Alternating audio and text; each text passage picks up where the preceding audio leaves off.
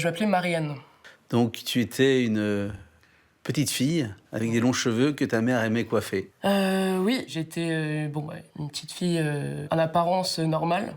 Avec des beaux cheveux. Voilà, sauf que ma personnalité, j'étais un peu un garçon manqué, quoi, parce que, par exemple, à un moment, j'avais mon anniversaire, j'avais amené toutes mes copines chez moi, et puis en fait, on se déguisait. Alors, toutes mes copines se déguisaient en princesse, et puis moi, je suis arrivée devant ma mère en Zorro, devant toutes les amies de ma mère.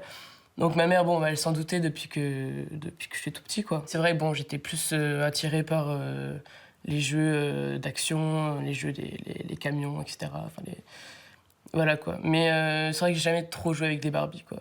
Bon, si on reste dans les stéréotypes. Tu étais coquette, tu aimais ton corps.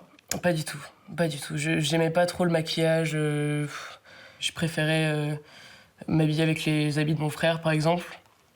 Et puis faire du skate avec lui, etc., quoi. Depuis que je suis tout petit, ma mère, on faisait du shopping, etc. Et puis moi, je choisissais des vêtements automatiquement vers les garçons.